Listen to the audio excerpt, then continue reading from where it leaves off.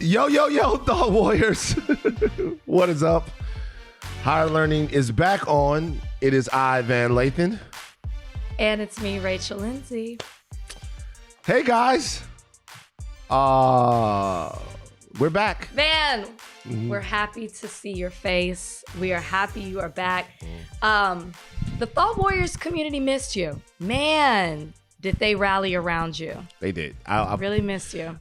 I want to tell everyone right now from the bottom of my heart, not just me, but my entire family, we were very, very, very, very moved by all of the well wishes that everyone sent. It is, and it was, and is a really difficult and hard thing to deal with for myriad reasons, you know.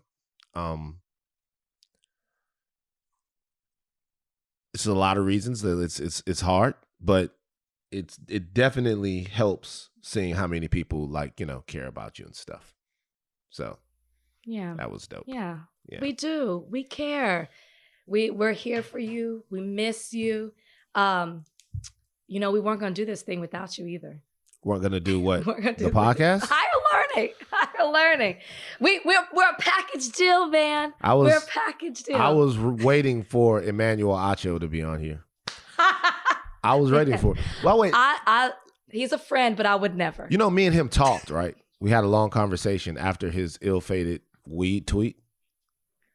Yeah, and what's the final verdict? Good guy.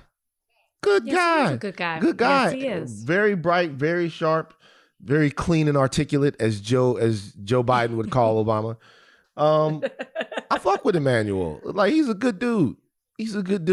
But I can tell that, once again, we had different upbringings, because there was, when we first started talking, there was a little bit of him that was like, are you telling me the weed isn't dangerous? And I'm like, and he's never smoked before. But the only thing you can ask from a human being is what Emmanuel Acho has, which is the willingness to have a conversation. That's the only thing you can ask. Yeah. Emmanuel and I had, if you didn't already know, had similar upbringings. So it's we go way back. We go way back. Dallas, UT, ESPN. Now we're both in LA together. We go way back. But I'm glad it was dope. You all had a conversation. I will say this, though. I do want to corrupt him. Okay, man. You're not kids on the playground anymore. I know, but if I wish that I could be the person that introduced some bad habits to him, like, yo, Emmanuel, man, hit this weed, bro. You're not one of the cool kids. It's gonna be that easy. Yeah, yo, Emmanuel, man, hit this weed, bro. Hit this weed. I don't want to do it. Come on, man. You can't hang out with us unless you hit this weed. You know why he would? You know what his bio says? If I only followed one, it would be Jesus. Wow. Damn, that makes me feel bad for what I just said. Crazy. Because he's following Jesus. Do we know that Jesus never partook? Is this something, do we know?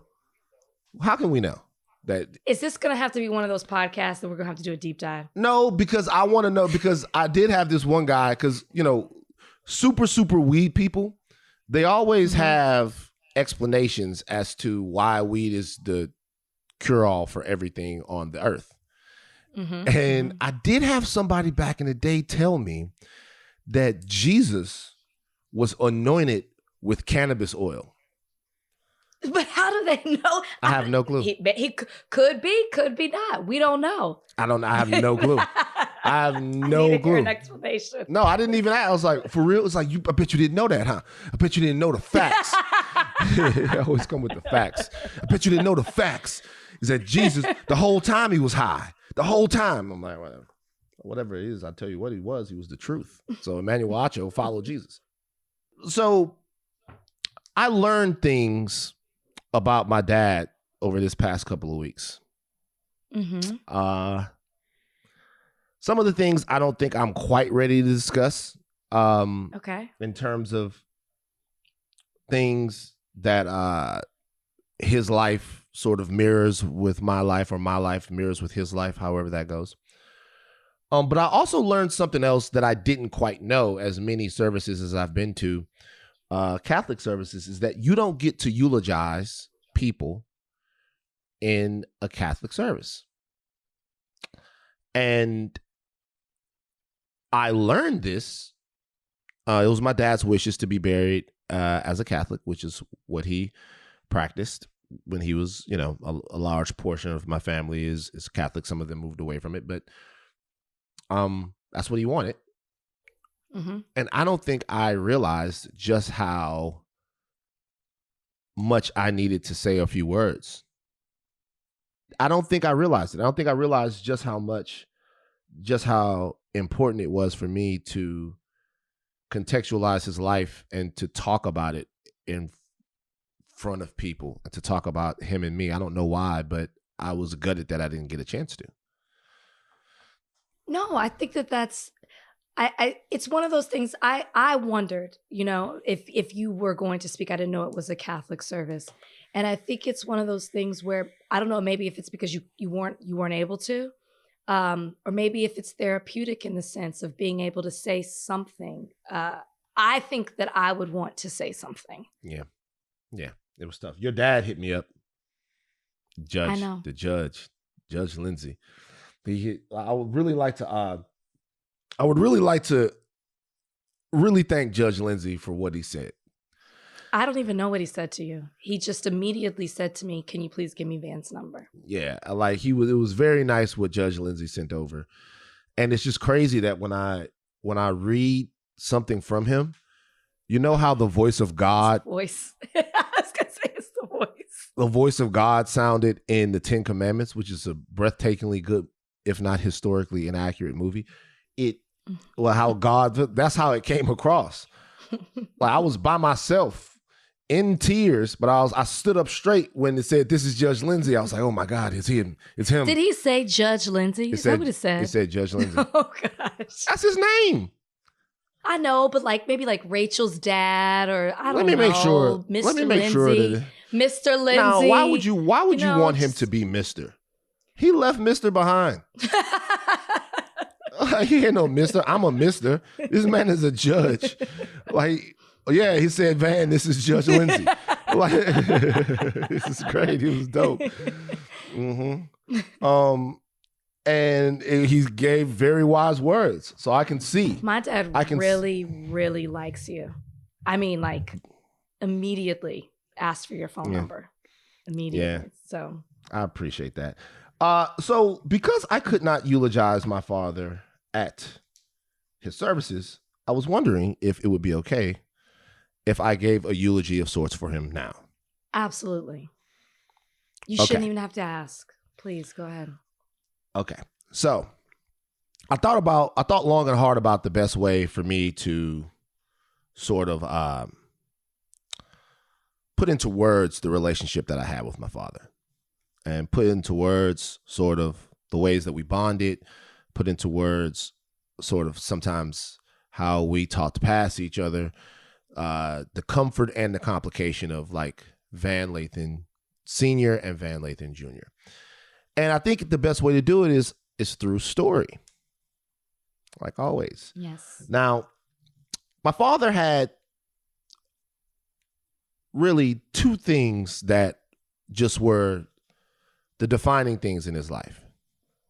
As far as things that he loved to do. One, anybody that knows him knows that he was an avid outdoorsman. I actually brought back one of his bone-handled knives and his horse rope right there. Yeah. It's a lot of stuff. His guns, all of that. He was an avid outdoorsman. He loved to ride horses. He also loved to hunt. When I visited my father's home after he had passed away, I was actually shocked at the condition of the place.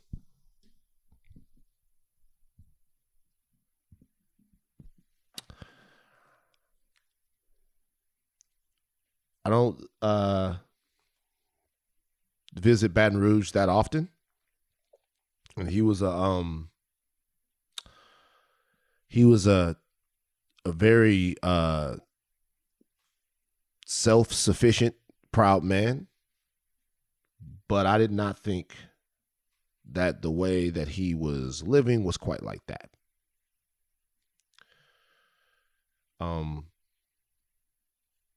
Seemed to be by himself. Seemed to be sort of it's like one room where the cords run into the room. He was drawing power from somewhere else. A lot of rooms in the house were completely empty. Only seemed like he was really using his bedroom and the kitchen. House was kind of far out, a little dingy, had been flooded before and never quite recovered from the floods. So that was pretty shocking. But one thing I noticed was that in my dad's room, he had a television that was sitting on a chair that he was watching, the outdoor channel, of course. And in the middle of the room, he had a saddle. And next to his saddle, he had his hunting equipment. That was incredibly important to him, being able to connect with the land, being able to connect with the outdoors. It was really his whole life. It was how he coped. It was his therapy. It was really his escape, for better or worse, even from his family sometimes. I have those same escapes. Basketball, boxing, whatever it is. Just things to get away from everyone and sometimes express myself and sometimes be emotionally selfish and shut off from people. But that's how he was. The last time we went hunting was off of, I think, Segan Lane in Baton Rouge. Now, a lot of people are going to be listening to this. They're going to be like, Van, Segan Lane is not a very wooded area. There's only a couple of wooded areas off Segan. That's because my father would put rabbit dogs in anywhere. If my dad came to your house and he saw you had a patch of woods behind your house, he'd say, hey, y'all ever seen any rabbits around here? And you say, yeah. He'd be like, all right, well, I'm going to come back around here Sunday around 4 in the morning. And I'm going to put a pack of dogs in there, just 1 or 2. Whatever come out, I'm going to put some meat in your freezer. So we were actually hunting this time. It's a nice, actually big patch of land, to be honest with you, behind a friend of mine's house that I had gone to school with. Okay, but it was big enough for the dogs to run. Nobody's in danger. Now, I liked hunting. Liking hunting is different than loving hunting. There's, I like to hunt. You know why? Because I like to eat. Nothing eats better than a rabbit to me. Never had a rabbit. Oh, damn it. Rachel is so good. Oh my God. I don't know if I could get past the way that rabbits look. This is the story is coming for you. Oh, gosh. This is the deal. So whenever I would go hunting, the only thing I would think of was the end result, which is the rabbit in the pan, mama frying them up, frying them down hard with a little olive oil, and nice little gravy, and it's good. Okay. So normally what my dad would do is he would go in, he would put the dogs into the thicket, into the woods, whatever, and he would place me exactly where he knew the rabbit would come out because he knew this. He had hunter's ESP. Mm-hmm. He knows where the rabbit's going to show up at. So he puts you right here because he doesn't care if he kills. He wants me to kill because he wants me to have the same addiction that he has. So he always puts me in a position to succeed. So I remember this one particular day. This is the last time I went hunting. I might have been 15 or 16. He puts me right in a spot and he goes, all right, watch right there. He puts the dogs in the woods. Now, the thing about this is the rabbit is always going to be way ahead of the dogs. Way ahead. Right? Mm-hmm, so if you hear the dogs, hey, way back there, be looking for the rabbit. The more you hear, the closer you hear them, not when they're right on top of you, but right when they're in earshot, they're on his trail, but he's way ahead of them. Okay. Way ahead of them. Now, I killed rabbits before. Lots of rabbits. Mm-hmm. Killed a lot of them. Normally, when you kill a rabbit, that sucker is moving. I know you guys have seen the History Channel, or not the History Channel, the Nat Geo or whatever. And you see a rabbit, and the rabbit is moving, right? Mm-hmm. He's moving. He's like getting up, boom, boom, boom. So you really only have the chance to raise your shotgun, line him up, boom, he's dead. Okay. Now, when you see the rabbit after he's been shot, he's not cute. He's got quail shot in him. He's got fine shot in him. Now he looks like you don't even want to look at him. The thing you want to do is you want to dress him as quick as you can, get him in your back sack, and then get home and fry him up. You don't want to look at him too much because you can sense the finality of death. Like you can see it. The animal, you can see the soul not in the animal anymore.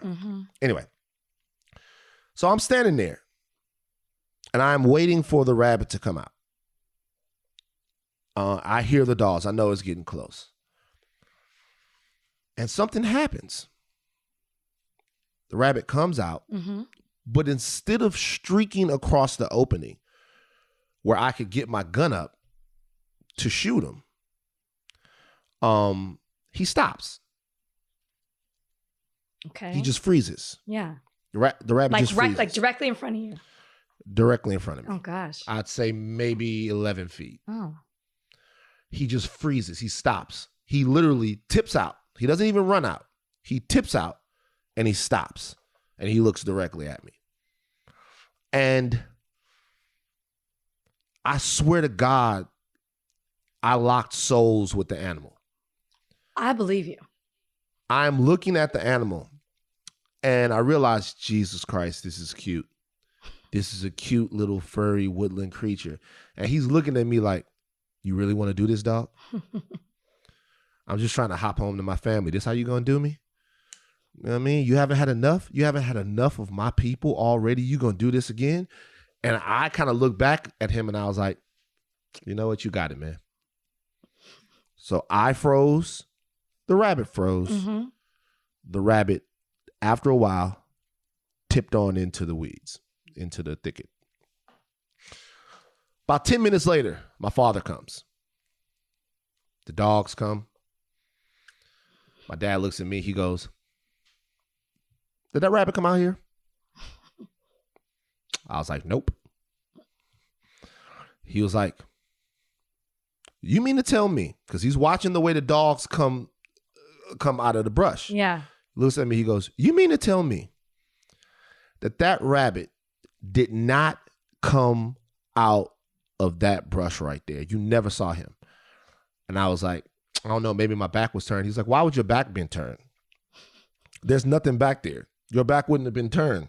I was like, I don't know, I might have turned around or something. He's like, forget about it. Just tell me yes or no. Did you see the rabbit? Because if not, we got to put the dogs back on him. I'm like, no. And he just looked at me. I just looked at him. He knew that was a lie. Okay. So that was a lie that I held from my father for 20 some odd years. In a conversation earlier this year, I think it was around January or February, I told my dad. I was like, Dad, I want to tell you something. He's like, what? I saw the rabbit that time. He's like, what are you talking about? It's like, remember when we was hunting behind Shelly and them house and a rabbit tipped out, or you didn't know that he tipped out, but he came out right in front of me and I told you I didn't shoot. I told you I didn't see him. It's like, I did see him. I just didn't shoot him. I couldn't shoot him. And he laughed. He laughed as hard as I've ever heard him laugh before in my life. He goes, why in the world didn't you tell me that you saw the rabbit and you couldn't pull the trigger? He was like, you don't think that's ever happened to me before? And I was like, no. The reason why I would never think that something like that would happen to my father is because the measure of manhood and the degree to which I think his standard is unachievable, I cannot begin to articulate on this podcast. I've spent my entire life wanting to make one person proud of me. Yeah. Like legitimately one person. I don't drive around in fancy cars. I don't drape like jewelry all off my body. I don't do any of that stuff because none of that stuff was impressive to my father.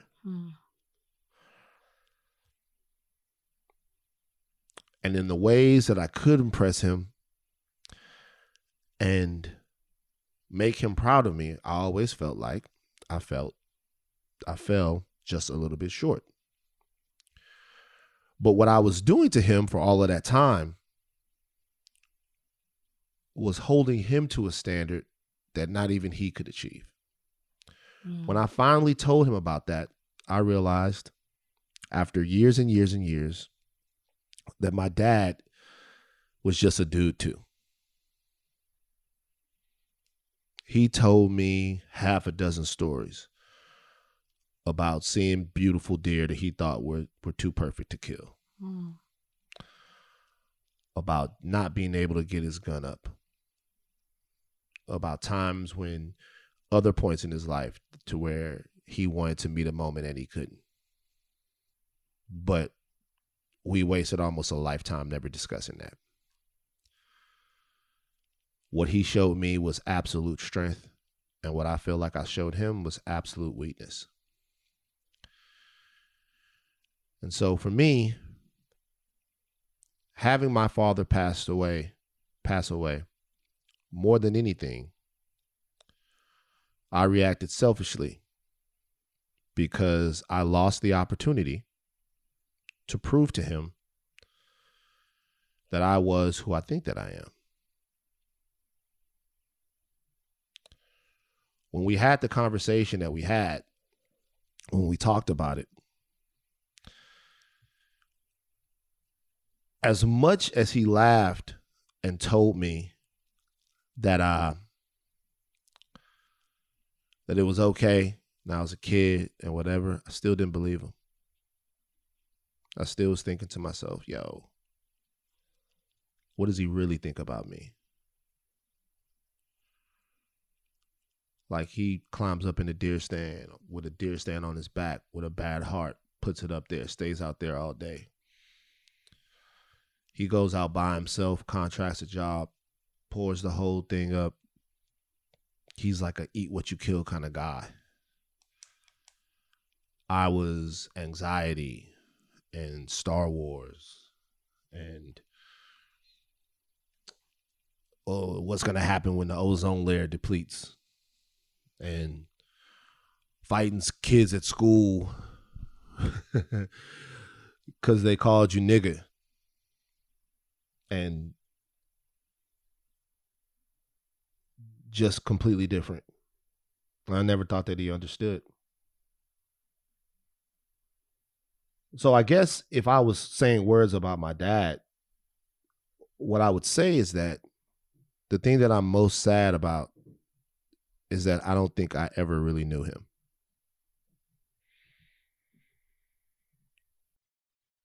I don't think that I ever really got a sense of who he actually was. There was just something that, as much as I revered him and as much as he taught me,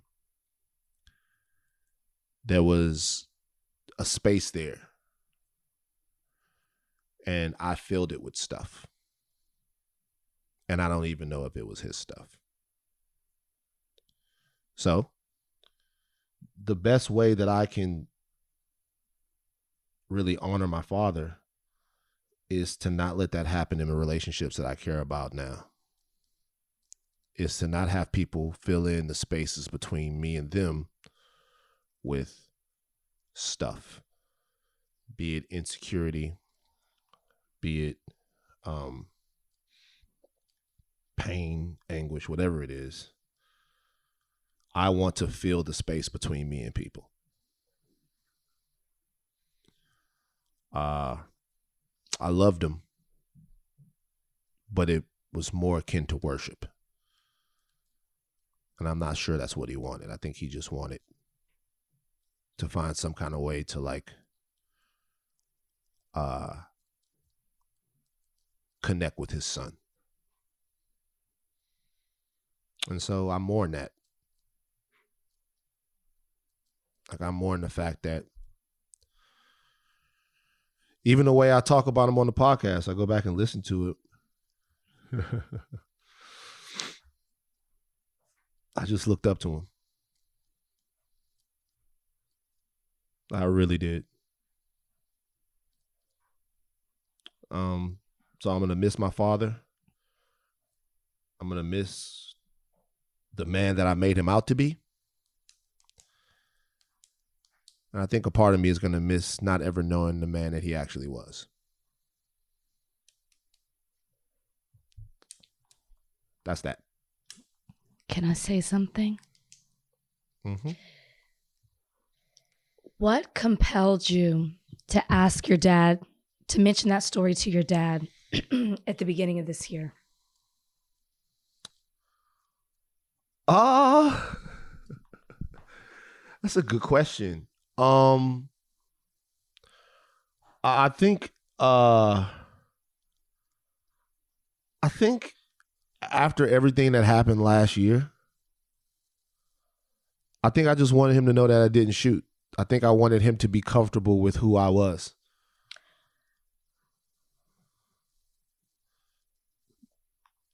I don't know. I just wanted to know what he was going to think about me, the actual me. I guess I'm listening to what you're saying. The reason I ask you that question is because the first thing I thought about when you said that is, after all these years, why in that moment would you ask that question? It's deeper than that to me. It wasn't just like a random thought. It might have been something you've been thinking about. It's crossed your mind over the last few years or several years, but for some reason in that moment, you asked that question and you had a level of understanding about your dad that you never had before. That means something. And I guess, like you say you didn't know him, but the way you shared him on this podcast, the stories that you would tell, whether they were funny, whether they had a meaning behind them, whether they were just like crazy and ridiculous, it all told a certain side to your dad. And so like, I do feel like, and I'm listening to you too, and you're like, your dad like this, and you like Star Wars, your dad like this, and you like this. Sometimes I think as parents, because I revere my dad maybe to an unhealthy level too. And I do things completely opposite from him, right? To the point where I think that he's not proud, or he doesn't like understand what I'm doing, or he'll always be like, are you getting paid off that? Like, what are you doing? That's like, as if it's almost ridiculous. But I think that there's something in our parents where they appreciate that we can do things and we can be free in a way that they never could be. Does that make sense? It does. And whether your dad told you that or not, sorry, I'm sensitive, emotional. Whether your dad told you that or not, he knew it. 100%.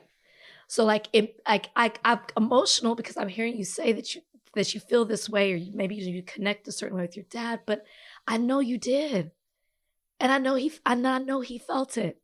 Whether he told you or not, I feel like our dads are the same way. They don't really tell you. They never really do. But they see it. They know it. I don't know. I just want you to hold on to that. I'm not, I understand. I received that.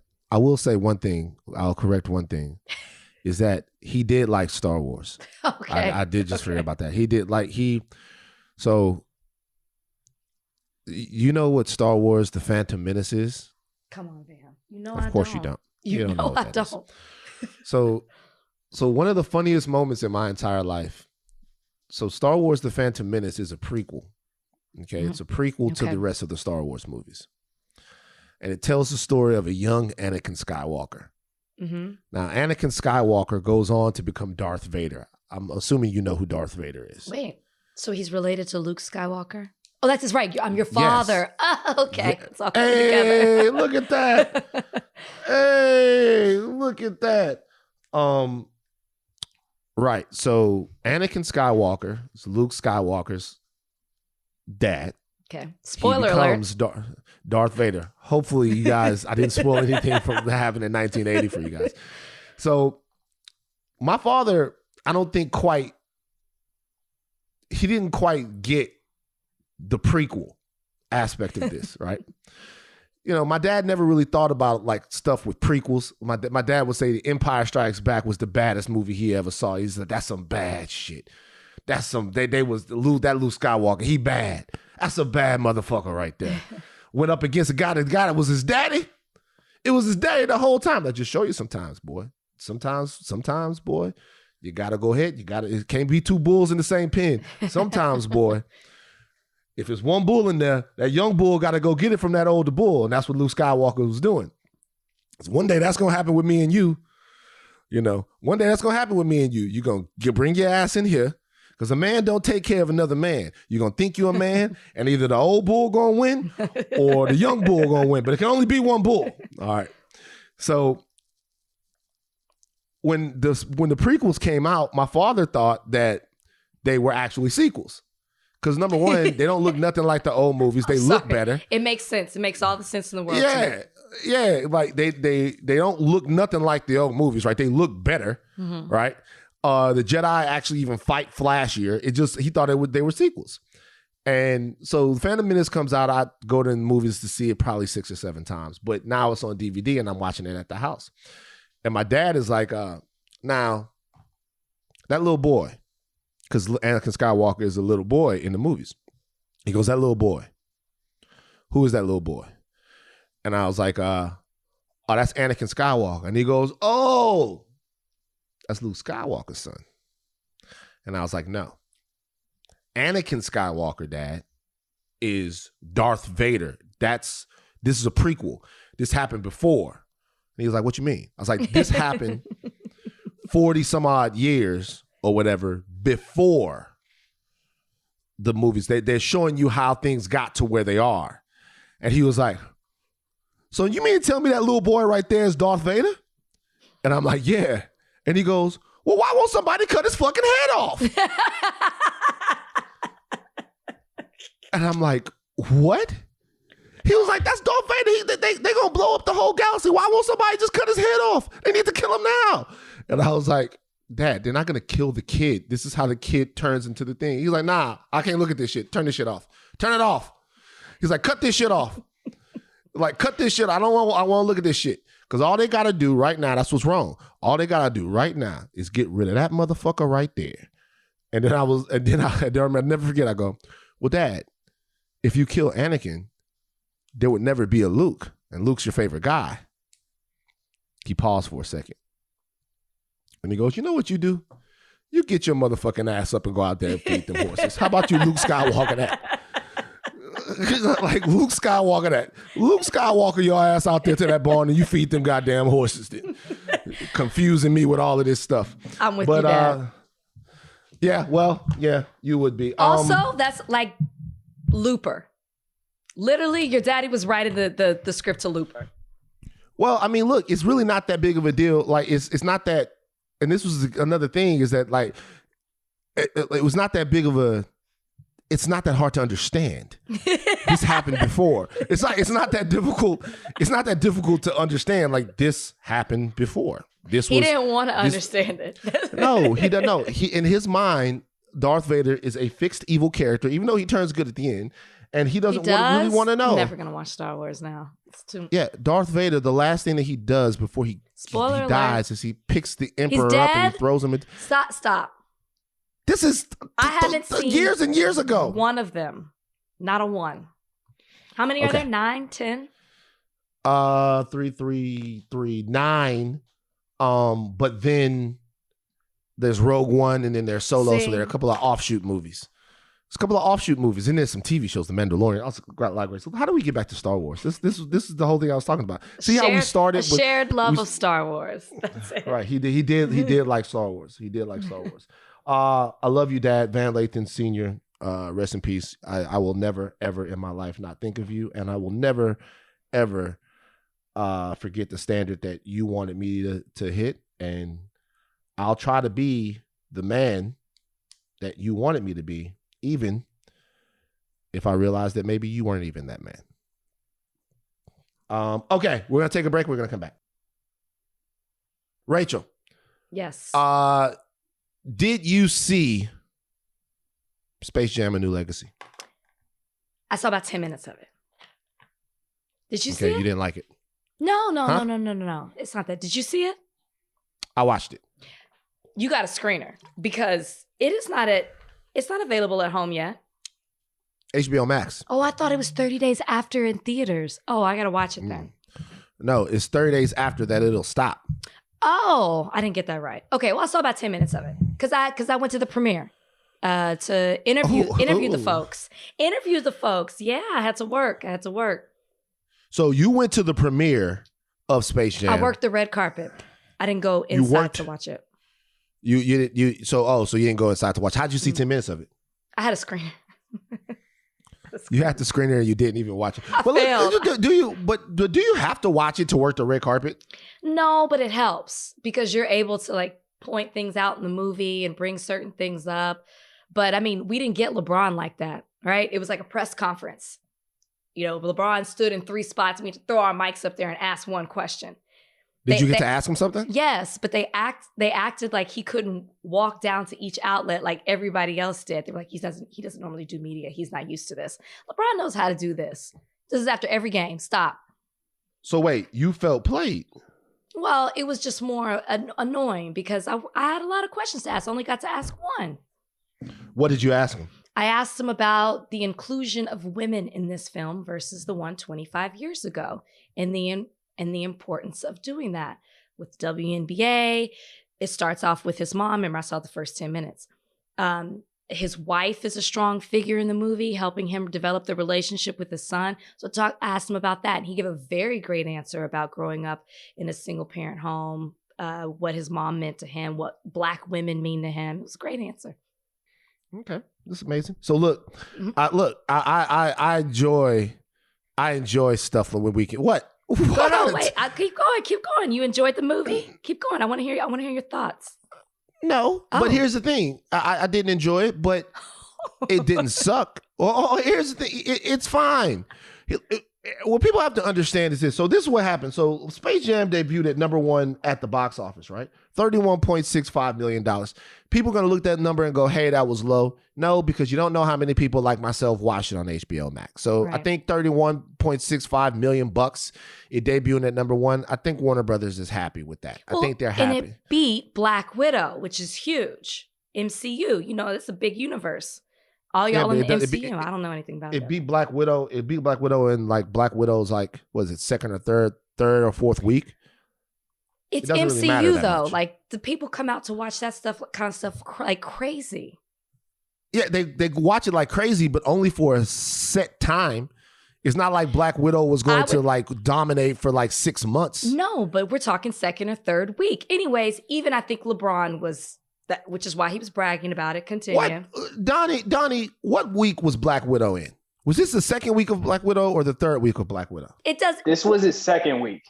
And actually, it was the biggest drop-off box office-wise for a Marvel movie. Right. Because it was a woman. That's what people are trying to say. It's because it was a woman. I'm not saying that. I'm saying it was the biggest drop-off, maybe because it wasn't that great. Had nothing to do with it being woman. See, you don't even know. It had nothing to do with it being woman. I don't do MCU. Here's the thing. Black Widow was fine.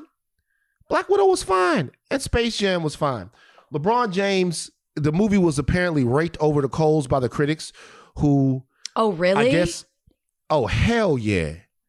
What were they critical about? Is it the same reason you didn't like it? What did they say? No, they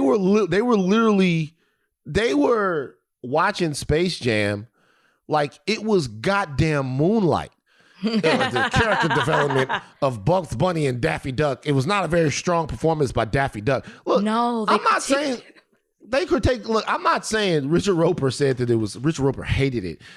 And by the way, the original Space Jam was reviewed pretty poorly too. I'm not saying that like you can't go to a cartoon movie and be thoroughly entertained which leads me to my point. I am saying that I think we are putting a one-size-fits-all sort of blanket on films like this.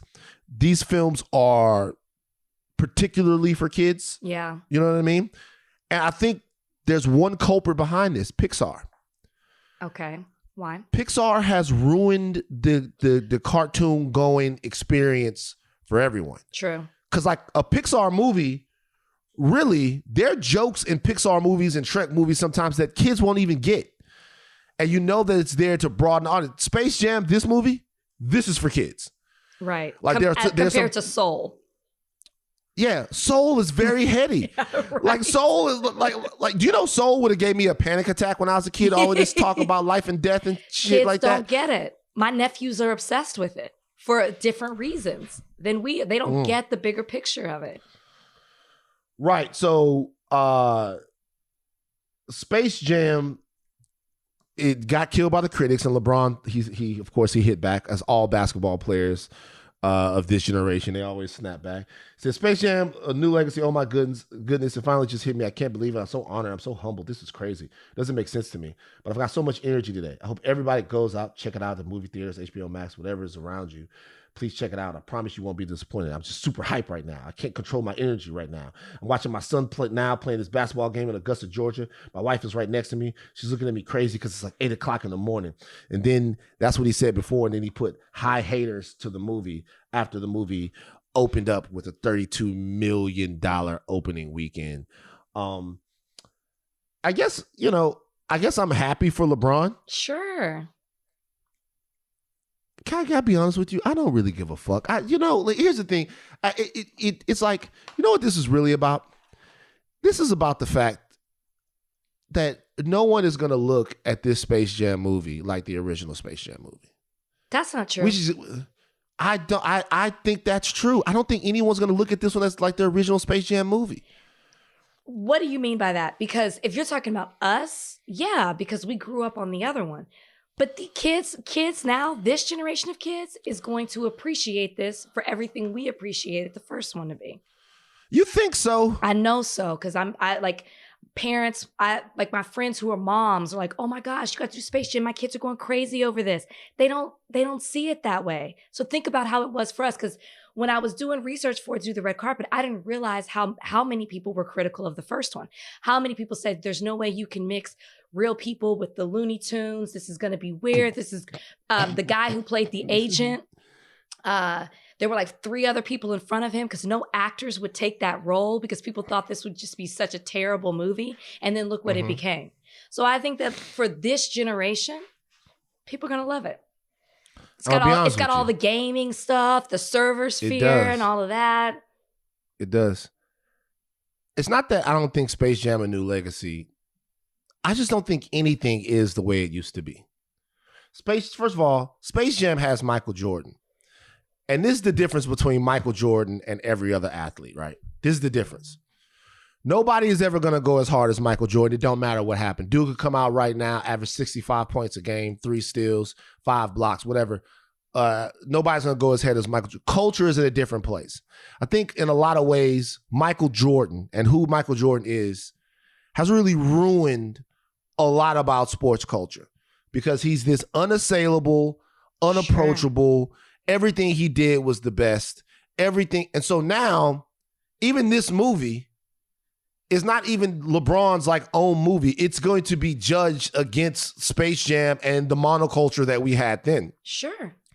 I asked Anthony Davis, Jordan or LeBron. And what did he say? Jordan. And people said he was going to get traded. First of all, you messy as hell. Why would you ask him that? Brian showed me that he found it, went down like a dark hole. He was like, look, people are saying somebody took it and they were betrayed. And they were saying he was going to get traded. I'm going to put it on my Instagram. But I was talking about it in the sense of because some people were like, oh, she was talking about shoes. Because then I was pointing out my Space Jams that I was wearing. Because LeBron came out with his own version of Space Jams. Did you see that? I did. So anyways, he was like, but Anthony Davis is from Chicago, whatever. Anyways, find it. Go look. People were like, but I will. He's out. But so, and I guess that's the thing. I guess the reality is that I almost think it was a bad move for LeBron to make Space Jam. I don't think so. And normally that is something I would say. So why? So it's just another thing for him to be compared to Jordan when the Jordan thing, the Jordan love and the Jordan shit is just completely, it's irrational to this. But does that mean that he shouldn't do certain things just because of fear of being compared to Jordan? I guess for me, I'm thinking about this generation of kids having something like we had. So, and it's not a sequel, which I thought for the longest time this was a sequel. It's not. It's a whole new version of Space Jam. So I guess for me, it doesn't bother me because I'm not looking at it comparing him to Jordan. I'm just looking at he is the greatest basketball player at the moment. And so he is bringing this new Space Jam legacy to the forefront. And maybe 25 years later from now, whoever's the greatest in that moment will do another version of Space Jam. It just seems to be a brand more than it is like a comparison. Nah, man, do your own movie. Don't do no Space Jam. Don't do Space Jam where you're the Space Jam. No more Space Jam. Forget about it. We jammed out. It's a brand. It's becoming a thing, right? So like this was a new legacy. Then it'll be Space Jam. I don't know. Like Space Jam 3. We ain't stopping. Space Jam 4. Like, just do it. Didn't you just name me 9, 10 Star Wars movies? I don't understand. That's completely different. It's completely different. It's totally different. It's totally different. Number one, it's totally different. It's completely different. It's one saga, the Skywalker family. Shout out to LeBron. I'm glad the movie made a lot of money. I didn't care about it. But once again, you guys out there, it's not for you. If the kids liked the jamming of the space, then God damn it, it worked. Good for him. Good for Mav. Good for everyone. Jordan was just a regular guy, guys. Jordan did a whole documentary. His family wasn't even in it. His family wasn't in the documentary. So Jordan had some shit with him too. Get over this Jordan shit. He is the best of all time, though. All right. Justin LeBoy. Shout out to Justin LeBoy over there at the Respectfully podcast. Justin LeBoy tweeted that he heard Kanye West's new album in Las Vegas, along with Kevin Durant. And he says it's the best Kanye West album he's ever heard and that it's going to knock everybody on their asses. He actually said Kanye West's album is really done. When it drops this week, we probably not going to listen to anything else for a while. The production is light years ahead of its time, and the bars sound like he's broke and hungry trying to get signed again. Any artists who plan on dropping soon should just push it back. Rachel, after everything that has happened, are you still excited for a Kanye West album to drop in 2021? I'm not going to lie. This may be controversial. I'm always excited for a Kanye West album to drop. I want to hear what he's got to say. I want to hear what's different that he's going to bring to the table. I'm curious of anything else. I want to hear it. However, this whole thing I'm not familiar with Justin LeBoy. Does Justin LeBoy typically get to listen to music first? Is this typically what he gets to do? Because to me, this seemed like a publicity stunt because he's really, really boosting it. I actually hope he's telling the truth because I would love for a Kanye album to be like that. But doesn't it sound like a publicity stunt to you? Unless this is what this guy does. I don't know. I'm not familiar with him. What this guy does? How dare you speak ill of Justin LeBoy? I'm not speaking of ill. I'm not familiar with Justin. If he Justin runs like a meme page. He started Demon Time. Okay. There on the, remember Demon Time when it was time during the pandemic, after a certain time, it was time to get sexy and show off your sexy side to Twitter, tweet your butthole or whatever like that. The Demon Time is what it is. It started off Demon Time, and then it had a Demon Time OnlyFans. And then after that, he made, it was a meme page. It's funny. Justin LeBoy has a meme page, very popular meme page, where he posts memes, like, other people's quotes and stuff like that. It's very popular. People go to it. But now he has a really, really popular podcast with Justin Combs. So this was the podcast. Who Justin does the podcast with. Okay. Got you. Why are you hating on Justin LeBoy like this? Oh my God. I said I was unfamiliar with him. That's who Justin does the podcast. I'm saying that's who Justin Combs. We've talked about that podcast and things that have come out from it. I didn't realize that. Okay. Now I'm familiar. Remember, because that was the podcast when Saweetie went on there and made the threesome comment. Which, by the way, I was back home in Baton Rouge for a couple of weeks. And shout out to the Player Proof crew. We all older, but we get into the same type of shit. You know, like we get into the same type of shit. It's so easy to set a fire in my crew. Just everybody sitting around and just ask a question like, "Hey, man, do y'all think that a threesome with 2 guys and a girl, what do y'all think about that?" And they'll be like, "That's not a threesome. That's not a threesome. That's a train. That's a train. That's a train." I'm like, "Actually, no, it's a threesome." Van, don't come here with your LA sensibilities. Just because you living out there amongst, it's a train, it's not a threesome. I'm like, well, it's 3 people having sex. No, it's only a threesome if everybody is interacting. I'm like, okay, let me ask you a question. What's the point of doing it if it's not a threesome? It's something that you guys are all doing together. Because you could easily have sex with one person, whatever. Why you and your boys get together? Just face it. You wanted to have sex with a girl with your homeboy around. That was a thing. Don't ask yourself any questions. Just go with it. Nah, what you trying to say? What you trying to say? What you trying to say? I'm trying to say that I know what you did in 99. It's not a big deal. I'm just saying that's a threesome. You had a threesome with yourself and another dude, and then whatever. Anyway, but no, am I excited about a Kanye West album coming out?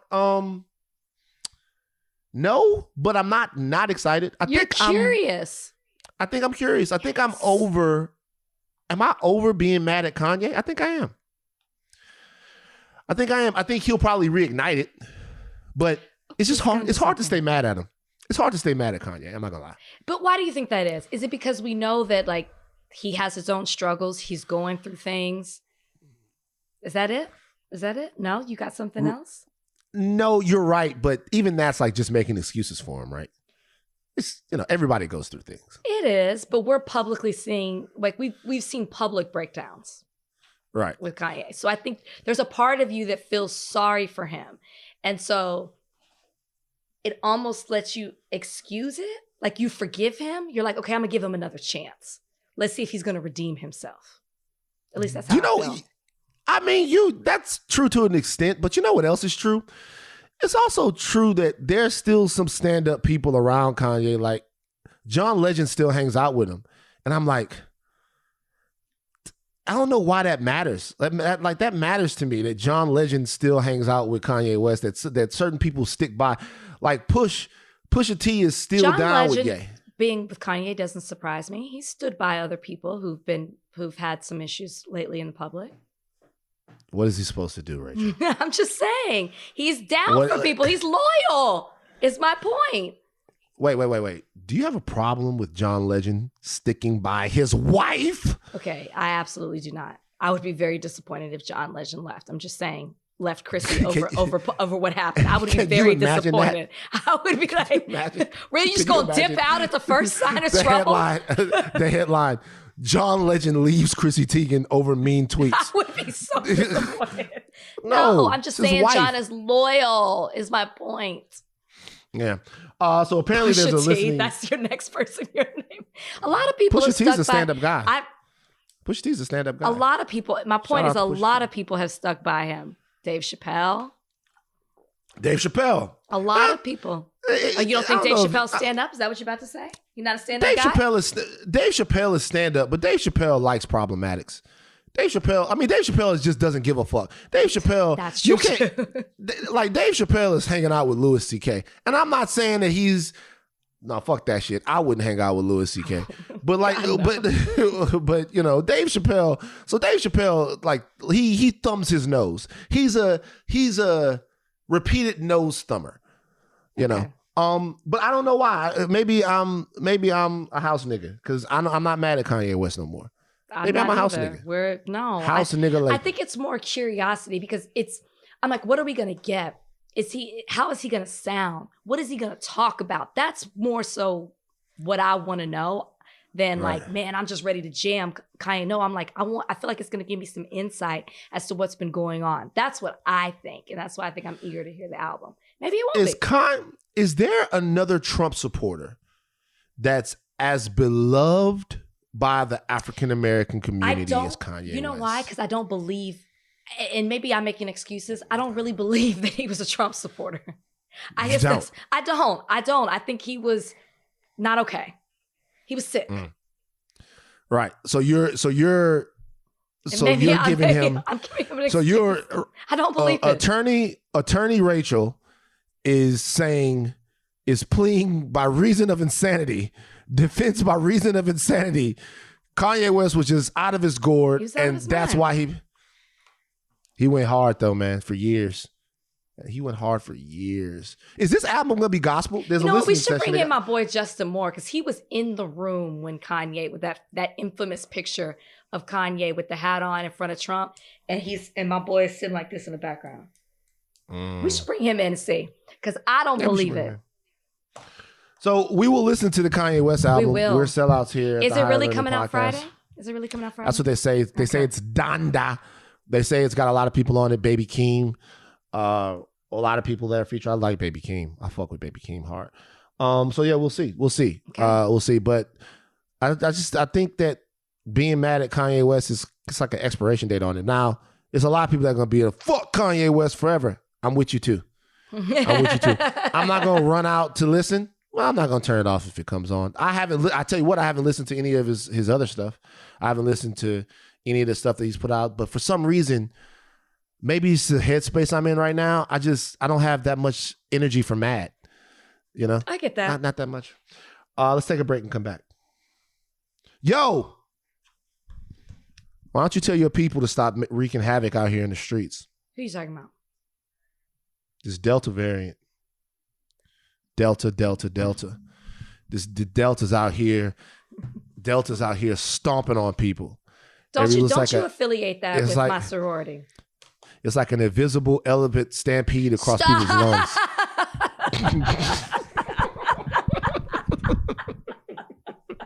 Shout out to Delta Sigma Theta Sorority Incorporated. Don't you Delta talk about Sigma Theta. But isn't it? Oh, I've never heard you hit that bitch before. That was legit. Rusty. I'm a little rusty because I'm horse. Wow. Hell, boy, that brings back so many memories. That was like they used to hit that bitch on the yard. That was like a mating call. You see all them goddamn that was like amazing. You see all them goddamn Deltas over there hitting that shit. You like, oh my God, bring your asses over here. Bring it.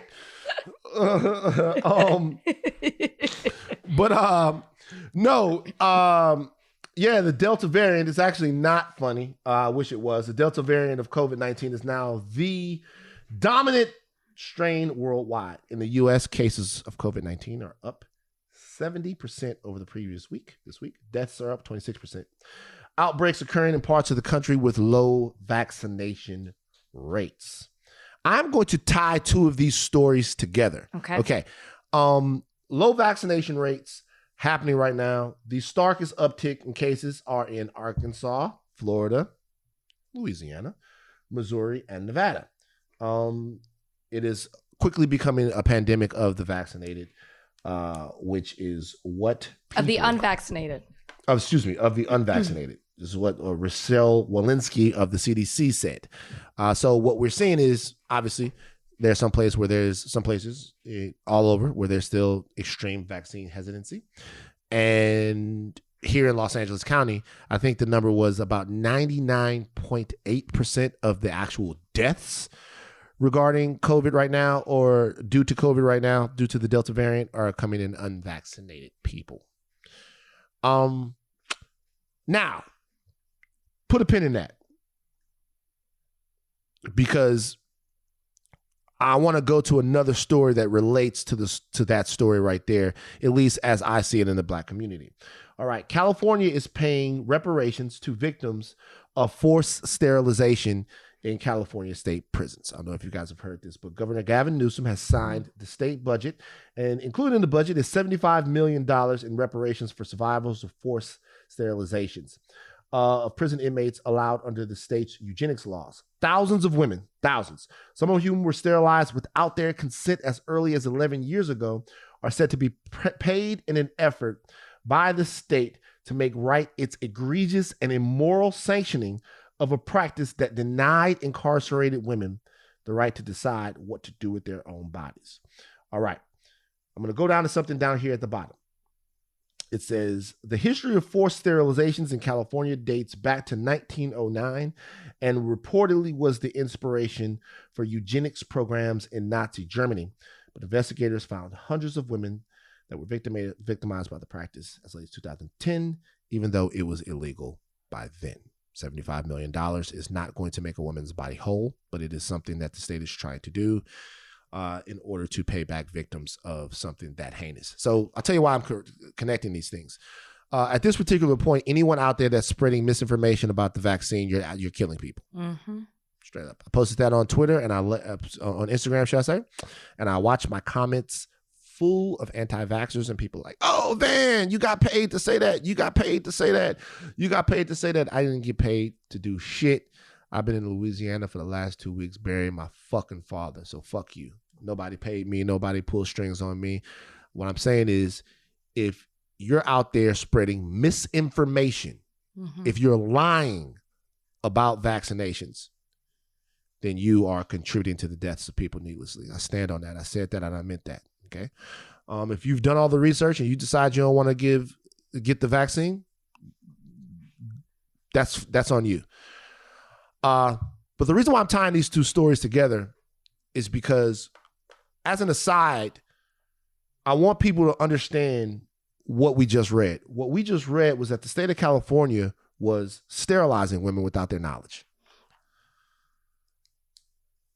I had never heard this before. I never knew anything about this. Just I don't know if you did.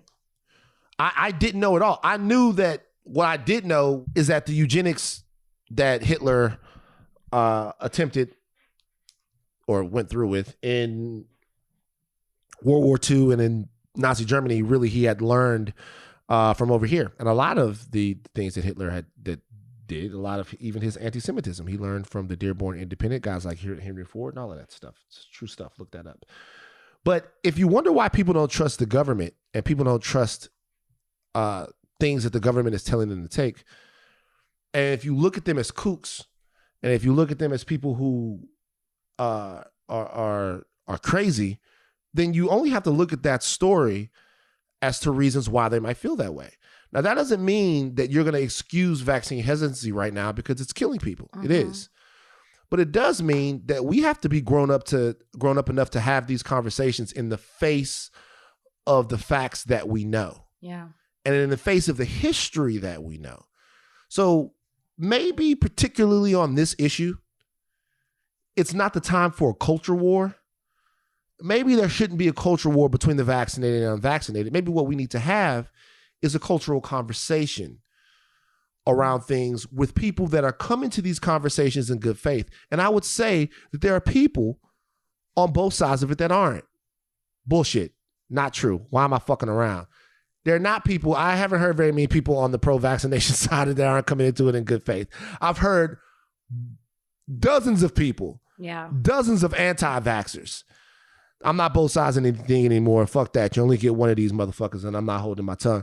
There's dozens of people on the anti-vax side that I don't feel like are coming into this in good faith and are using this as hysteria, using these actual real putrid facts of history, using this as hysteria to whip people up, and they're hurting and killing people. The question is, and I'll ask you, how do we have a conversation both about the fact that the United States of America has a disgusting record as far as dealing with the healthcare of its citizens, particularly its Black citizens, but also in this particular time, convince people that the vaccines, by and large, are safe and effective? Like, is there a nuanced conversation we can have to where we bridge those two thoughts? I don't know if there's a nuanced conversation to have, but I will say this. A lot of the conversations I do have with people who won't get the vaccine, it's not because they're fearful of what's happened in history to Black and brown people. That it's just misinformation. I don't really hear people say, oh, this happened. I mean, I've heard it, but the people that I know who won't get it, they're not saying that. They're just saying they don't trust it. So I understand what you're tying together, but I guess if we're having this nuanced conversation or figure out ways to talk to people, that's not the argument that I'm getting from a lot of people. It's just that they don't trust it. Oh, it's too soon. Oh, it's not necessarily giving factual information that happened historically as to why they're afraid to get it. But to answer your question in regards to that, I don't know if there is a way to do it. I mean, because the facts are the facts. This happened in history. It happened to groups that marginalized groups that this particular society did not care about, and that they treated as if they were less than human beings, which is why they were sterilizing them or using them as experiments. How do you get past that? It's really a personal decision of just trusting that that's not happening. How can I prove that it's not? How can I necessarily promise you that getting the vaccine does not sterilize you? How can I do that? But why should you have to promise that to somebody? Well, for the person who's fearful, playing devil's advocate, I'm a person who's like, I haven't gotten vaccinated. I have, for everybody. This is just hypothetical. I haven't gotten vaccinated. And I just heard this story about what's happening in the very state that I'm living in, that people thought they were getting a cyst removed and ended up getting their ovaries taken out and didn't find out till years later. How do I know that what is getting injected in me, 100%, how do I know that what's getting injected into me is not going to sterilize me, a person who has yet to have children? You don't. But with anything, do you know with 100% certainty? Yeah. So it's weird saying that you don't. But you don't know anything for certain, 100%. Right. You don't know that the Advil that you're going to take. Right. Well, yeah. Look. You know what I think I want to do? I want to have an anti-vaxxer on Higher Learning. We could easily have that. How have we not thought of this already? How? I want to have an anti-vaxxer on Higher Learning. Great. Now, there are a couple people that have reached out. Anti-vaxxers? Are you familiar with... Yeah, they've reached out. Are you familiar with Riza Islam? Do you know who that is? No. Riza Islam wants to come on the show. He's a member of the Nation of Islam. Well, I've got that. Yeah, Riza...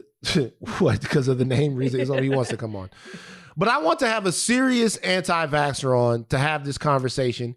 And look, I know that we always have to be careful about platforming dangerous things, and there are going to be a lot of people in the comments. Shout out to R Thought Warriors over there, the pop in this Reddit that exists. R Thought Warriors, what's up? Shout out to the Facebook group. Shout out to everybody. There are going to be people be like, why are you going to platform this? Why are you going to platform this?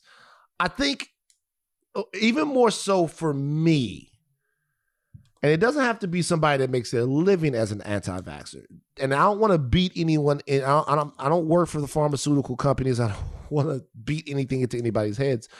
But I do have to understand what some of the concerns are as they relate to the real world historical data that we have. Because what I would say is that obviously people still go to the doctor, right? Like people still go to the doctor. They still... Correct. Take some pharmaceutical drugs. They still use things, right? They still trust. A lot of people still trust condoms to protect them from STDs and from. Look, a lot of people still trust condoms. Some people don't. Rachel, some people out here going meat to meat. A lot of people are just meat to meat. Just I know more people who don't use condoms than use condoms. What kind of crazy people? So are you anti-condom yourself? No, I'm married. So at the moment, yes. So you're anti-condom right now.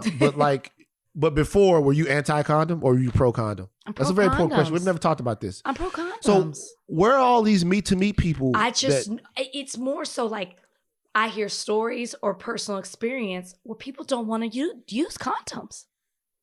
And I'm confused. Look how serious you are about this. So you're saying that condoms, as far as you're concerned, it's like people are like, oh no, you on the birth control, right? Okay.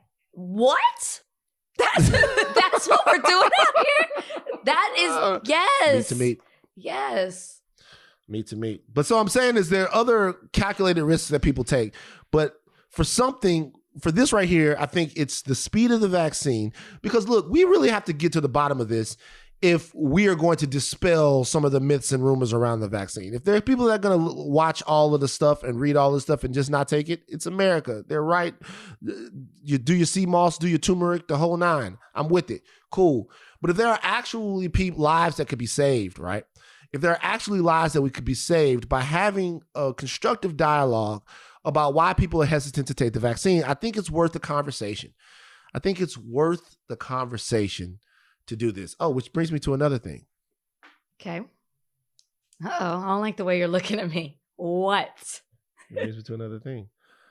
I've been asked to go on Candace Owens' show. Well, that's not surprising. Why isn't it surprising? Because she likes to bring people on that have completely different views, and that she's going to get a big audience from. Like, a lot of people are going to tune in to see you and Candace Owens have a conversation. I think I'm going to go on it. I'll be listening. I would not go, but I would. Why listen wouldn't to you go? Why wouldn't you go? For the same reason that she's never coming on this podcast. What's the point? She will. She No. will if we ask her. We could do a home and home. No. We could do me go on Candace Owens. No. I go on Candace Owens, and then Candace Owens come on here, and we get what we want. No. Can versus not, Rach. No. It's not that. Of course, she would come on this podcast if we asked her. You and I have had a discussion of not bringing her on this podcast. Not bringing her on the podcast. I'm gonna do it. Of course, she would come. You should totally do it. I will be listening. But what's the point? What do y'all? What's the topic of conversation? I don't know. They asked me, and I'm in this kind of like fuck it mode. So I was like, nah, I don't have any. I was like, you know what? It's now the time. Like, we gonna give it a beat. I don't want you to be in a fuck it mode and go on there. No, I'm like, you know what? Because I told them like September, like last week of September. I was like, you know what? Fuck it, let's do it. I'll tell these motherfuckers what I think about them.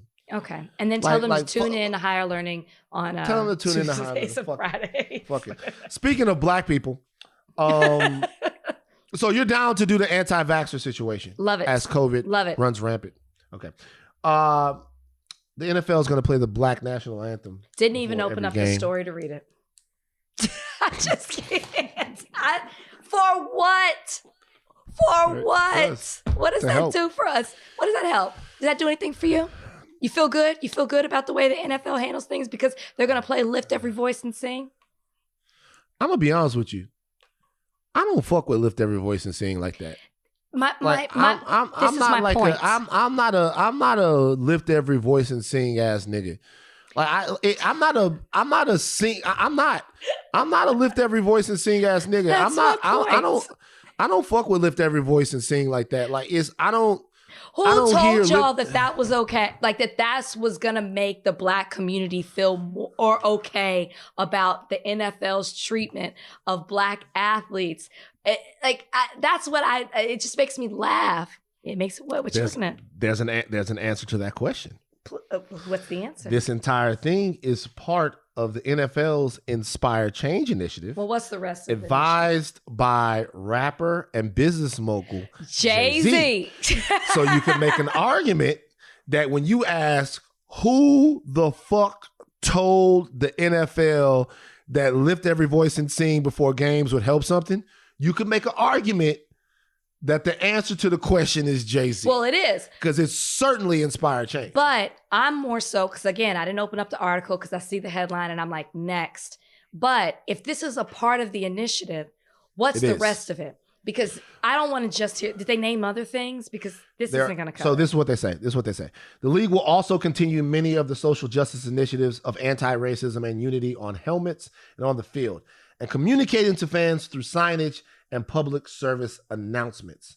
So they're going to play Lift Every Voice and sing before each game in the 2021 season as part of a $250 million investment towards social justice. That's great. People won't even be in their seats when that's playing. Right.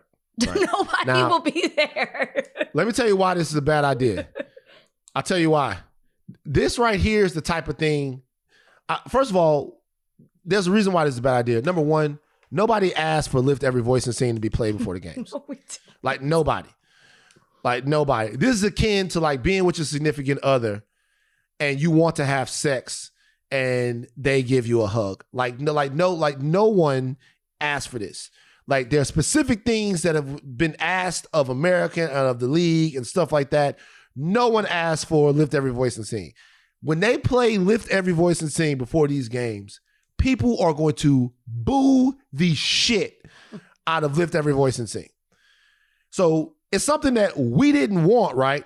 But when they boo, we gonna get mad.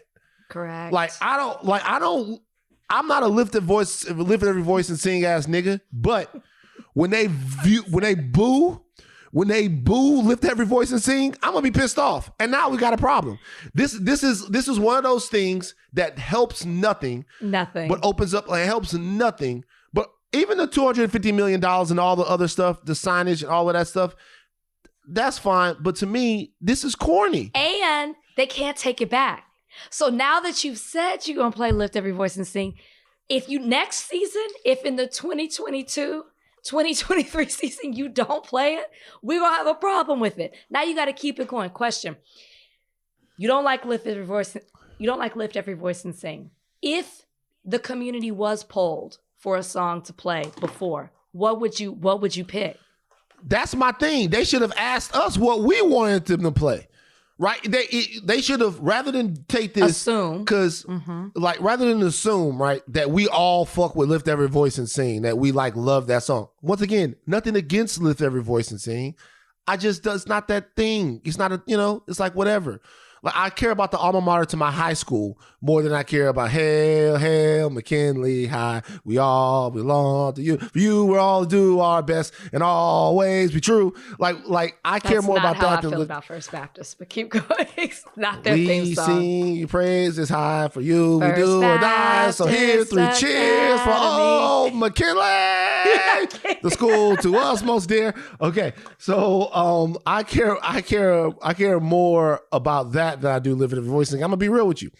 So no, but that, to your point, that would have been dope. Let us choose what song is gonna play. Let's throw that out there to Higher Learning. Higher Learning. Only a certain group of people can vote now. Yeah. Let's just be honest. Yeah. The song if we is for were us. gonna choose the song is for us. What song to represent us, because there'll be some crazy shit, man. Maybe Fuck the Police. I was gonna say Fight the Power, but let me tell you something. See if they play Fuck the Police before every single game. That would mean something. That's taking a chance. Not Lift Every Voice and Sing. Forget about Lift Every Voice and Sing. If you really, truly want to go out there and be daring, play Fuck the Police before every single game. Play it every single game. Fuck the police. You know what I'm saying? Like, come hard with this Ice Cube NWA shit. Okay, so there is something happening in the world right now that is that begs our attention, and it is happening down in Cuba. Cuba is gripped by unrest. There are protests that are happening right now in Cuba. Yeah. There are myriad reasons why these protests are happening. I think most people are in agreement that these protests were inspired by very poor living conditions down there in Cuba. The coronavirus has been particularly hard on Cuba recently. And there's also an economic crisis that exists there in Cuba. And people are taking to the streets to protest the fact that there's not clean water, there's not electricity, COVID infections are going crazy. But there is also something else that is tied into this. The idea that Cuba and Cubans down there have been living under an oppressive regime for around 62 years. And you're hearing a word down there in Cuba. That word is libertad. That is a rallying cry for the citizens down there, that they want the opportunity to have democracy and to have free and fair elections and to be able to attain the sort of dreams that people in other countries do. Now, this is a political quagmire for a lot of organizations out there. Black Lives Matter, to be honest with you, stuck their foot in it. So bad. Black Lives Matter, to be honest with you, stuck their foot in it. Black Lives Matter put out a statement. You know what? I am going to actually read the statement that Black Lives Matter put out. This is what Black Lives Matter put on their Twitter. Black Lives Matter condemns the U.S. federal government's inhumane treatment of Cubans and urges it to immediately lift the economic embargo. This cruel and inhumane policy, instituted with the explicit intention of destabilizing the country and undermining Cubans' right to choose their own government, is at the heart of Cuba's current crisis. Since 1962, The United States has forced pain and suffering on the people of Cuba by cutting off food, medicine, and supplies, costing the tiny island nation an estimated $130 billion. Without that money, it is harder for Cuba to acquire medical equipment needed to develop its own COVID-19 vaccines and equipment for food production. This comes in spite of the country's strong medical care and history of lending doctors and nurses to disasters around the world. They go on to talk about how the people of Cuba are being punished by the U.S. government because the country has maintained a commitment to sovereignty, has maintained its commitment to sovereignty and self-determination. A lot of people were upset about that, and a lot of people are upset about what's going on in Cuba.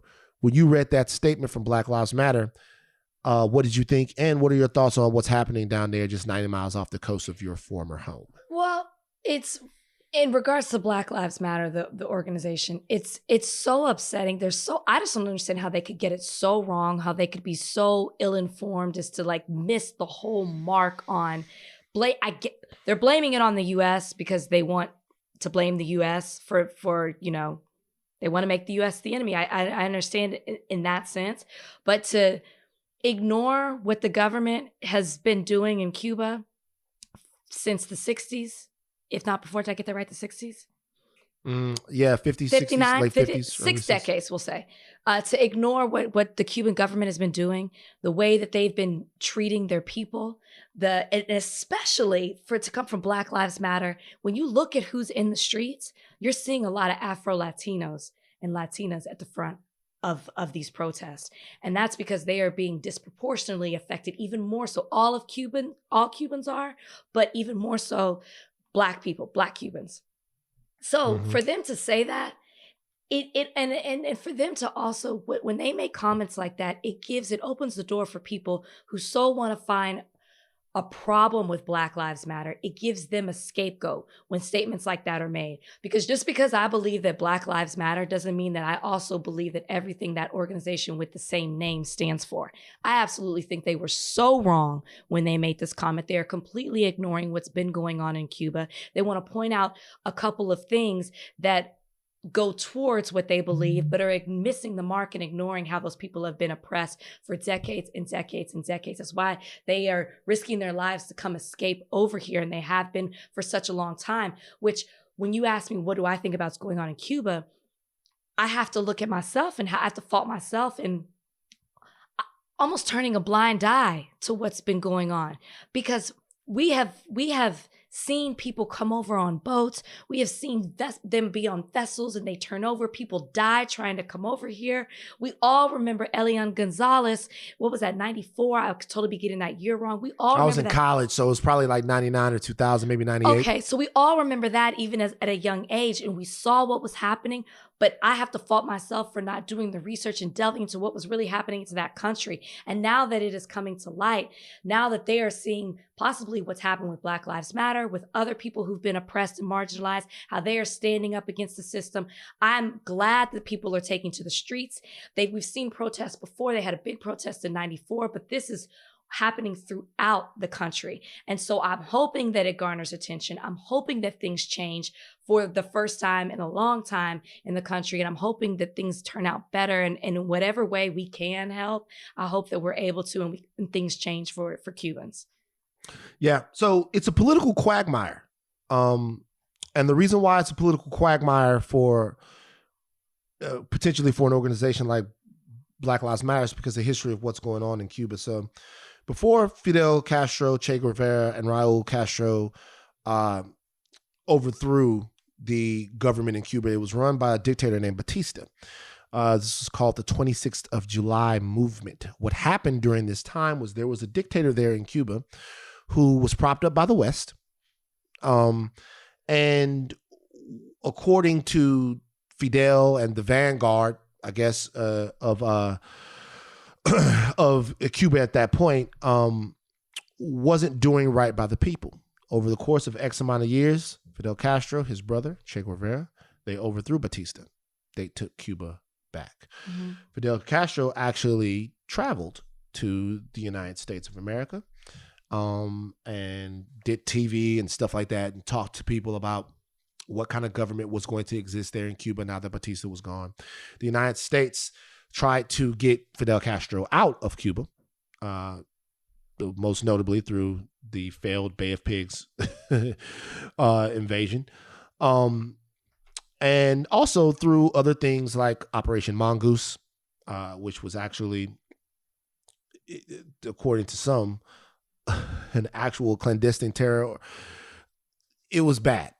Okay. Right. There's a lot of reading that's there that you can go read about things that happened down there. So this is why it's a political quagmire. The Cuban government that exists there now is a socialist government. It's a government that is supposed to have healthcare for all. You see that Black Lives Matter talked about that. It's a government that has loaned out its doctors and nurses. And if you are a far left person, what you want to believe is that the socialism that exists down there in Cuba is free from dictatorship or is free from any exploitation of the proletariat, right? Of exploitation of the people down there. Now, the truth of the matter is this. It wasn't very long till after Castro actually overthrew Batista and took power in Cuba that he started to execute dissidents, that he started to silence any opposition to him and his brother and the ruling faction there, and in a sense became an authoritarian dictator. That's a fact. So whoever else wants to talk about Fidel Castro and what they feel like the 26th of July movement meant in terms of overthrowing or fighting against Western imperialism, all of that stuff is fine. But the reality is that the people in Cuba for a long time have wanted freedom. Yeah. Have wanted freedom, not from any one specific form of government as much as they want freedom from one specific group of people who are the people that are holding them back and holding them down. The politics gets involved in this because of the fact that there's a large Cuban majority in Miami. Those people tend to be Republicans. Those people tend to be Republicans because of the government of the United States government that was in power during the Mario boat lift that allowed a lot of people from Cuba to come over and resettle here in America, right? So there's a lot of allegiance to Ronald Reagan, people like that. Right. And a lot of the people that are in Miami right now, in South Florida right now, that are Cuban, they tend to be that way. And those are the people that are trying to support their folks back in Cuba. Now, there are a lot of ways and a lot of barriers between them being able to do that. There's not just an embargo on things that the United States has coming from outside of Cuba. There's actually an embargo inside of Cuba. There's not. It's not like you send money back to people and then they just get the money.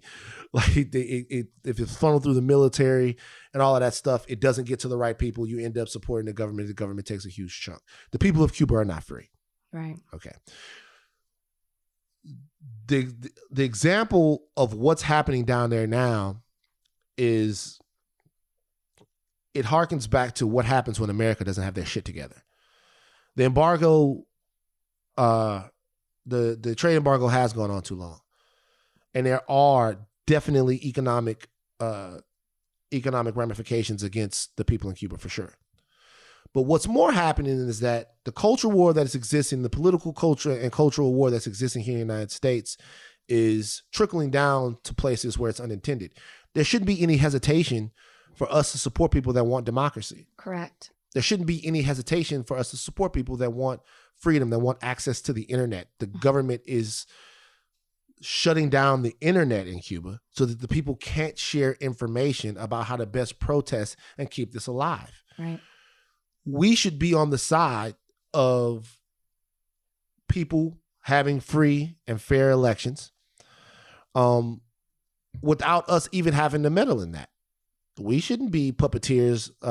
We shouldn't annex Cuba politically and economically. We shouldn't do that, but we should be on the side of people who want freedom. But see, we can't do that. We can't do that because the soul of our country is so fragmented that we can't even listen to people who are screaming for help. Laz Alonso went on and talked about what he felt about Black Lives Matter statement. And Laz Alonso, who was a friend of mine, I spoke with him, who, that's my first one. That's my first. There's a friend of mine. It's only a matter of time. Laz Alonso talked about the fact that a lot of the things that socialism is supposed to guarantee people in societies where it works right, it's not working properly in Cuba. It's not working right. Things aren't going right. People are being exploited. Does the United States have a hand in that? Sure, of course we do. Right. There's very few things that are going wrong globally that we don't have a hand in, if to be quite honest with you. But what we should be doing right now, as it relates to this situation, is putting people over politics, listening to the people of Cuba and what their wants and needs are. It shouldn't be colored by who's going to win elections here in the States. It shouldn't be colored by whether or not you believe in hypercapitalism, communism, or socialism. It should be your moral decision about what's going on, literally a stone's throw away from South Florida, should have to do with what you think is right for humankind. And in order to do that, you have to talk to people who are going through it. You have to talk to people and listen to their accounts.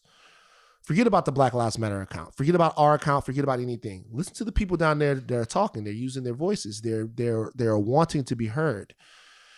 And so don't listen to Marco Rubio. Don't listen to Joe Biden. Don't listen to Kamala Harris. Don't listen to Ted Cruz. Listen to the people of Cuba. Yeah. And if you listen to the people of Cuba, you'll get very clear answers on what it is that they want. You'll get very clear answers on what it is that they need. And you'll also get very clear answers on what it is that they don't have right now. So everybody, take your big, huge fucking American egos and put them to the side. It's not about you. It's not about whether or not you believe in your specific form of government, in your specific party. It's not about you. It's about them. Yeah. And if you can't do that, then shut the fuck up. Well said. So that's the only thing right here. If you can't do that, chill. Chill. Stop. Like, to be honest with you, that's the whitest thing Black Lives Matter ever did. It's not about Black Lives Matter. It's not about what they think about the U.S. right now. It's not about that. It's not about the never-ending need to be in a revolutionary pose. It's not about that. Love them to death. We'll still support them. What it's about is it's about listening to the people down there.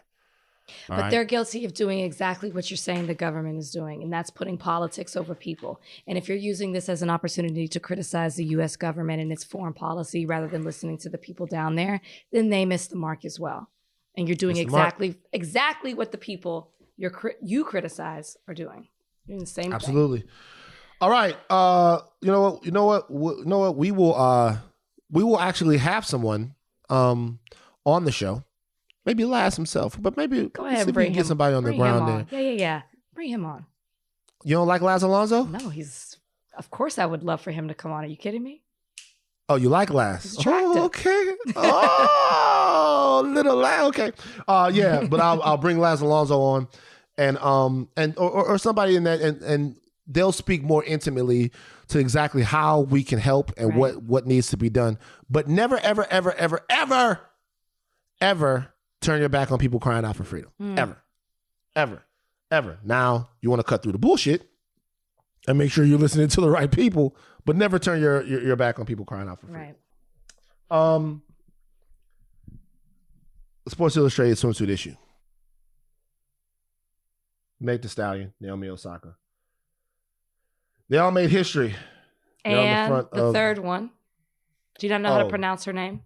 Oh, is it Lena Bloom? Oh, that's the most important one. Yeah. Lena Bloom is the first trans woman to be on the cover of Sports Illustrated. Progress. What I loved was I love the shade room comments under this one. I didn't see. Boy, do we have a long way to go? I didn't see. I didn't see, and I don't want to. Right. I don't want to. But congratulations to all these three beautiful women. It's love to see it. We love to see this. You know what I do miss though? What? Like I'm glad that Meg Thee Stallion and Naomi Osaka got on there, because Lena Bloom, I think, is a model herself, right? Mm-hmm. So she's a model. So I do miss just when the Sports Illustrated swimsuit issue wasn't about like celebrity. But I don't think this is normal. You realize that? What do you mean? No, they've been doing this for a while. No, Megan Thee Stallion is the first rapper. Beyonce, Beyonce did it, but is it celebrities? They had Beyonce on there. But that was years ago. I don't think it's typical celebrities. I like it when we had to research the girls, where it would be like a girl and she would be on the cover of the Sports Illustrated, and all of a sudden she's like a huge celebrity, and then we had to research her and like follow her. So she got married to a billionaire, and then that was it. You know what I mean? Has it always been more than one person? That's what threw me off. It used to be. Okay. You know, back in '93, I bought a Sports Illustrated swimsuit edition to McKinley Middle Magnet, and they took it from me. Wait, I think you told this story. They did. They took my goddamn Sports Illustrated swimsuit edition. I think you told this. Mm-hmm. Dad was pissed. He was pissed because he wanted to look at the swimsuit issue too, and then I brought it to school and it got took. This is very historic though. Meg Thee Stallion continues to defy the odds. The music is just not that good. Meg Thee Stallion Meg Thee Stallion's music is just not that good. You on your DJ academics? I gotta be honest with you. Ack wasn't lying about that. Like, what you do? Like, do you love Meg Thee Stallion's music? I listen to her music. Like, I listen to it in the car. Like, if I'm getting ready for something, I'll turn on Meg. I like Meg. You know. I once again, maybe Meg Thee Stallion's music is like Space Jam. Like, why would it speak to me? Maybe it's more for the women. Yeah, it's for the ladies. Yeah. Look, here's the thing. The ladies out there, am I wrong about the fact? Because there are female, like I listen, I'll be honest with you, it's problematic. I fuck with some Doja Cat. No, I like Doja Cat. No, I do like Doja Cat. Is hard. But Doja Cat's verse, like she sings, she raps, she dance, like she's, like I look at her like an artist. Like she's versatile. Like I can see she crosses over. But I like Meg. I do. Maybe it's the Texas too. No, don't get me wrong. I like her. I don't like her. I actually love her. I think she's an amazing personality and stuff like that. I like her music. I do like it. Okay. Yeah, I really do like it. Like who other like rappers, female rappers right now? Are you into Bia? I'm into Bia. I like Flo Milli. Jesus Christ, do I like Flo Milli. My God, I've been on Flo Milli. Flo Milli crazy. I like Flo Milli, man. I think Flo Milli is out of here. But once again, if it's for the ladies, it's for the ladies. But I just don't, I look at it and I'm like, Meg is really, she's doing her thing. She's doing her thing. She is everywhere though, like everywhere. She is everywhere. Last thing I'll say before we get out of here, Popeye is stockpiling chicken meat. I'm not talking about this. You don't want to talk about Popeye's chicken? Do you have something to say? Are you? I do. Go ahead. Talk about it. I do have something to say, and it's not to Popeyes. Okay, I have something to say to all chicken manufacturers. Okay. All sellers of chicken, listen to me right now. We've talked about it before on this podcast. Popeyes is coming out with chicken nuggets. This is my message to Popeyes. The Popeyes chicken nuggets are going to go hard. We all know this. We know that the chicken nuggets from Popeye is going to be off the chain. I can't believe they haven't done this before. There are chicken wars that are heating up. Popeye's got chicken. Obviously, Chick-fil-A is a chicken place. Everybody's going the chicken route. I think there's some beef shortages, but people love chicken. They're laying in chicken. I want Popeyes to fight the urge to do one thing. What is that? And I'm serious about it. I better not see in one Popeyes chicken nugget commercial a black person singing about chicken. Okay? I've seen this too many times. I saw a Chick-fil-A commercial about a grilled chicken salad where she goes, lemon kale Caesar. On Chick-fil-A? On Chick-fil-A. It's not even fried chicken. It's like lemon kale Caesar. and then you gotta see that commercial, and then you gotta watch. I got Popeyes. I forgot about that. And I'm telling you, and it's always like white people enjoying chicken in like a very wholesome way, and black people going, "Oh my God!" and it's just chicken now, chicken. I can't believe it. It's like what Cat Williams said. Cat Williams has a whole bit on it. I'm telling you right now, stop with the chicken singing. I've eaten more chicken than anyone. Chicken might make you do a little dance, I'm not gonna lie. But we don't walk around the house singing our food like that. Singing chicken praises and chicken hymns. The moment it's so fucked up how hard it is sometimes. The moment I saw this, I'm like, Popeye's got chicken nuggets. I wasn't thinking, damn, those gonna be good. I was thinking, they're gonna make some niggas sing about the chicken. Somebody right now is getting a call. You know, I haven't chicken seen singing since 2020, so I'm hoping it stops. The Lemon Kale Caesar commercial. I mean Popeyes. Oh, it's true. Okay. So hopefully it stops. Okay. Hopefully it stops. No Van's very serious question this morning, today. We already did kind of very serious podcast. I'm very happy to be back. I'm very happy to be recording the podcast again. I'm very happy to start on a journey that I hope helps me remember my father and live a better and fuller life. And that means, coming to terms with some things about myself. So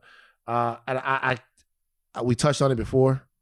Rachel, to you personally, the video that you made, we all sat around and watched it as a family.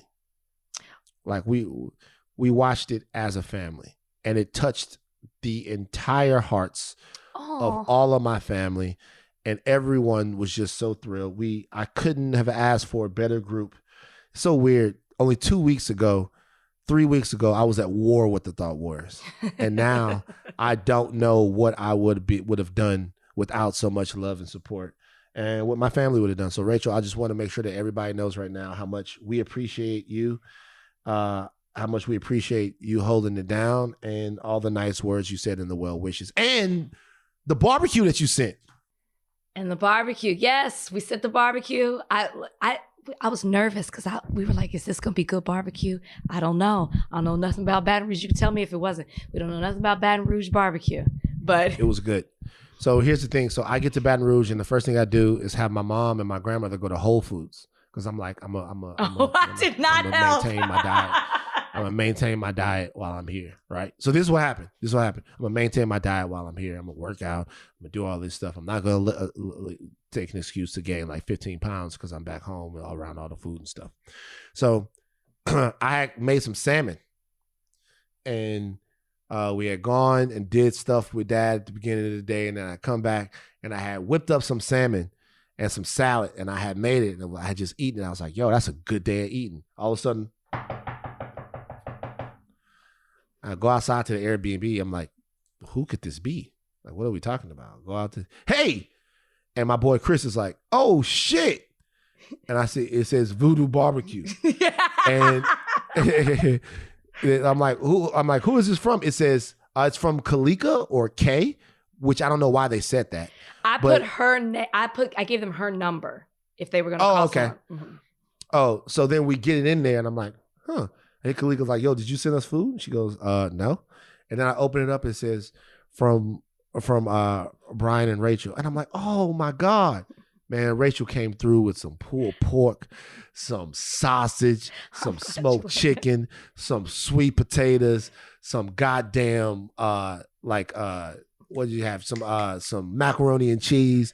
The whole nine. The whole nine is on the plate. I don't think you sent anything green. My grandfather would be upset. And you know what? This was right after I ate the salmon salad. I was like, fuck it, we doubling back. But that's how it should be. And we ate. Yeah. Yeah, you don't need to worry about that. But I have to say, it wasn't just me. It was a team effort. Trudy, Donnie Beacham, TD, the whole higher learning fam. Everybody wanted to come together and just support you. So as you embark on this new journey, as you stated, we are here to uplift you, support you, wrap our arms around you, and do what we can. And to give you shit. Like, welcome back. Like, not gonna stop doing that either. Oh yeah, we're back on our shit. And I also want to say something else right now. shout out to our producers, Donnie, Beacham, and Trudy. Trudy is actually dealing with some family stuff right now, so our thoughts and prayers are with Trudy as she deals with some things that are going on in her family right now. We're thinking about her, Trudy. We love you, and we support you. Don't know what lessons we're supposed to be learning in this season, but hopefully whatever lessons we're supposed to be learning in this very difficult season, we are learning them, and that's what we're doing here. We're putting our thinking caps on, so absolutely learn from each other. Learn from the universe. All right. Take your thinking caps off, but do not stop learning. Higher Learning is back. We will be back on Friday. I am Lathan Jr. I'm Rachel Lindsay. Bye-bye. Bye, guys.